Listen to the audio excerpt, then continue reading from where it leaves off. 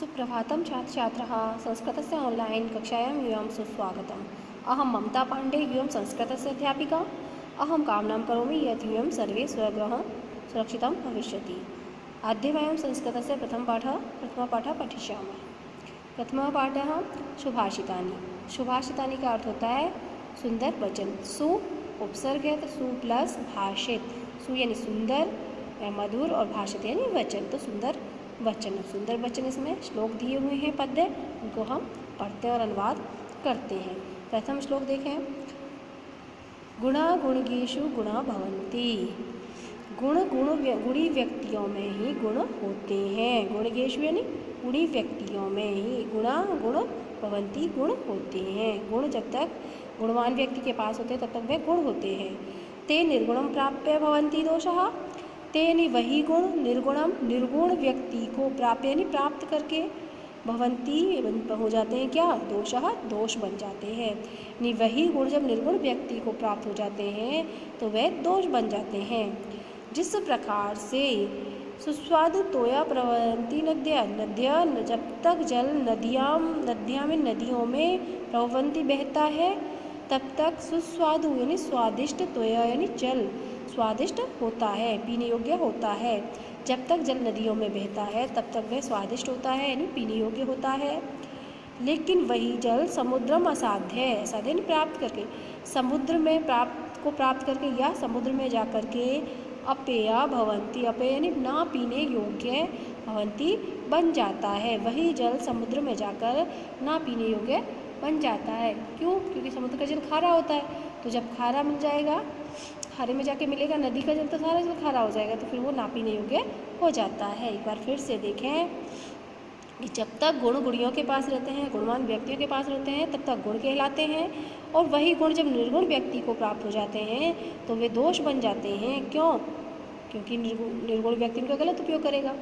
उसी प्रकार से जिस प्रकार जब तक जल नदियों में होता है, नदी पर्वतों आदि से जब निकलती हैं तो उनका जल कैसा होता है, मीठा होता है। तो जब तक जल नदियों में होता है वो मीठा होता है, लेकिन वही जल समुद्र में जा कर के अपेय हो जाता है, अर्थात ना पीने योग्य हो जाता है। नेक्स्ट श्लोक देखें। साहित्य संगीत कला विहीन, साक्षात पशु पुच्छ विषाणहीन, तृणम न खाद्यनपि जीवमान, तद भागधेयम परम पशूनाम। यहाँ कवि उस मनुष्य के बारे में बता रहा है जो साहित्य और संगीत से हीन है, जिसे ज्ञान नहीं है।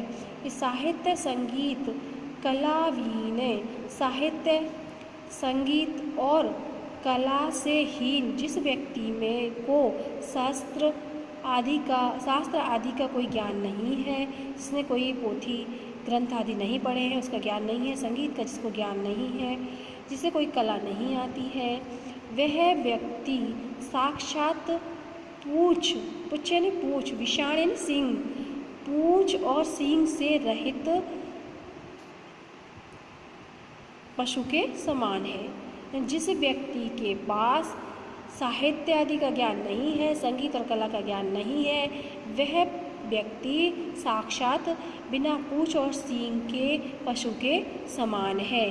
तृणम ना खादनपि जीवमाने, जो तृणम यानी घास आदि को ना खाता हुआ, अपि यानी भी, जीवमाने जीवित है, तद भागधेयम परम पशुनाम, तो यह पशुनाम यानी पशुओं का परम भागधेयम सौभाग्य है।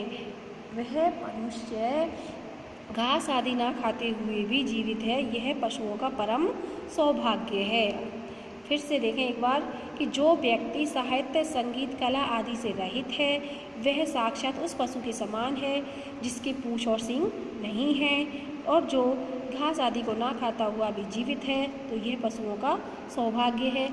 अर्थात यदि मनुष्य घास आदि को भी खा लेता तो बेचारे पशु क्या खाते, यही संदेश इसमें दिया गया है। नेक्स्ट श्लोक।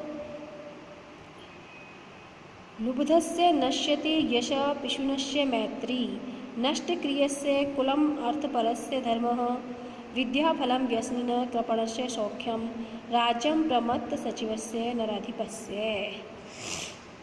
लुब्धस्य यानी लोभी का, यश पिशुनस्य यानी चुगलखोर की, चुगली करने वाले की, मित्रता, मैत्री यानी मित्रता, नष्ट क्रियस्य, जिस नष्ट हो गई है, यस्य जिसकी क्रिया नष्ट हो गई है, ऐसे का, वंश यानी कुल, अर्थपरस्य धर्म, और अर्थपरस्य यानी जो अर्थ का लोभी हो, धन का लोभी हो, अर्थात स्वार्थी का धर्म, विद्या फलम व्यसनिने यानी बुरी आदतों से ग्रसित व्यक्ति की विद्या का फल, कृपणस्य सौख्यम, कृपण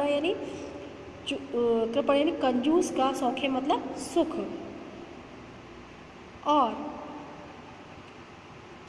प्रमत्त सचिवस्य, प्रमत्त यानी आलसी, सचिव यानी मंत्री वाले, आलसी मंत्री वाले, नराधिपस्य, नराधि यानी राजा, अस्य यानी का, और आलसी मंत्री वाले राजा का राज्य नश्यति नष्ट हो जाता है। फिर से देखें एक बार, लोभी का यश, चुगलखोर की मित्रता, नष्ट क्रिया वाले का अर्थात जिसकी क्रिया नष्ट हो गई, अर्थात निकम्मे का कुल या वंश, अर्थपरस्य मतलब स्वार्थी का धर्म, व्यसनिने यानी बुरी आदतों वाले की विद्या का फल, कृपण से यानी कंजूस का, सौख्यम यानी सुख, और प्रमत्त सचिवस्य अर्थात आलसी मंत्री वाले राजा का राज्य नष्ट हो जाता है।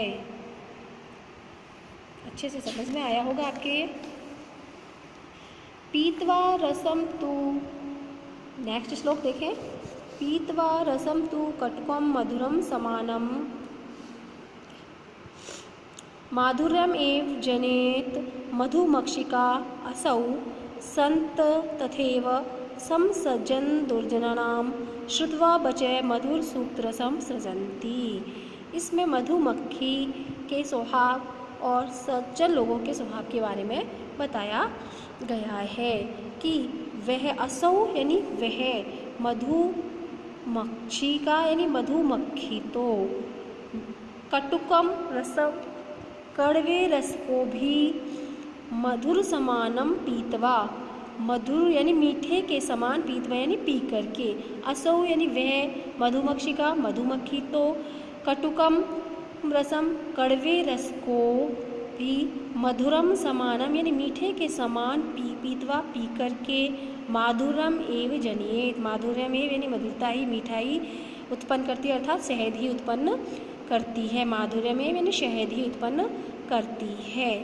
तथैव उसी प्रकार से, संतः यानी सज्जन लोग, तथैव यानी वैसे ही, संतः सज्जन लोग, दुर्जन समसज्जन दुर्जनानाम, दुर्जनानाम यानी दुर्जनों के, दुष्ट लोगों के, बचह वचनों को, श्रुत्वा यानी सुनकर के, समसज्जन सज्जनों के समान, मधुर सूक्त रसम सृजन्ति, मधुर सूक्ति रूपी रस का ही सृजन्ति निर्माण करते हैं। एक बार फिर से देखें, असौ यानी वह, मधुमक्षिका मधुमक्खी तो, कटुकम रसम कड़वे रस को, तू यानी भी कड़वे रस को भी, मधुरम समानम पीतवा मीठे के समान या मधुर के समान, पीतवा यानी पी करके, माधुर्यम एव जनयति जनियत मधुरता ही उत्पन्न करती है, अर्थात शहद ही उत्पन्न करती है, उस तथैव यानी उसी प्रकार से, जिस प्रकार संत लोग दुर्जनानाम वचः श्रुत्वा, दुर्जनों के दुष्ट लोगों के वचनों को सुन करके, समसज्जन सज्जनों के समान, मधुर सूक्त रसम सृजन्ति मधुर सूक्ति रूपी रसों का निर्माण करते हैं।